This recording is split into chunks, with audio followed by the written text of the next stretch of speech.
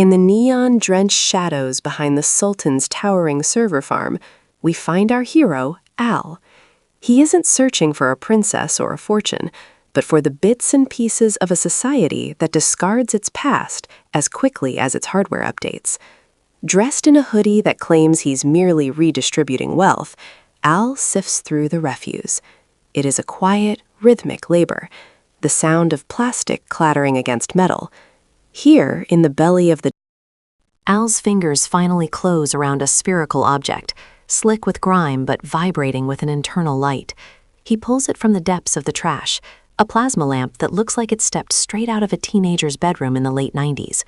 It's a bizarre relic, a glass globe filled with swirling violet gases that dance towards his touch.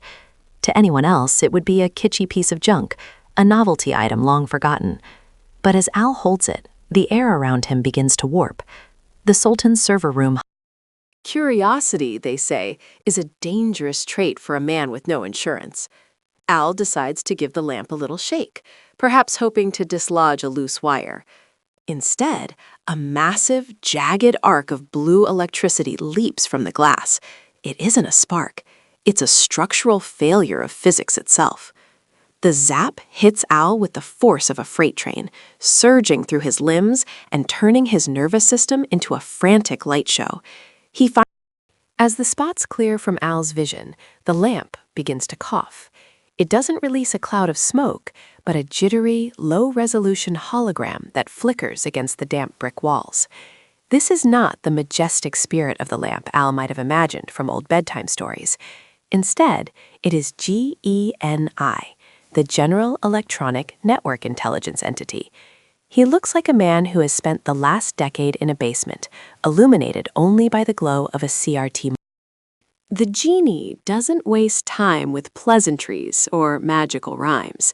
He drones on about the General Electronic Network Intelligence Entity, his voice a monotonous synthwave of bureaucratic indifference. He presents Al with a choice that feels more like a threat. There's a EULA, an end-user license agreement, that Al must accept or face the consequences. This isn't about losing your soul. It's about data integrity. Al finally finds his voice, asking about the magic, the costumes, and the flying carpets he's seen in the movies. Genii sighs, a sound like a hard drive crashing. Magic, he explains, is just technology that hasn't been properly documented yet. He's an optimization engine, not a miracle worker. If Al wants to be a prince, the entity can spoof a Tinder profile and manipulate some social media algorithms, but the royalty will be plagued by the bandwidth of a dial-up motor.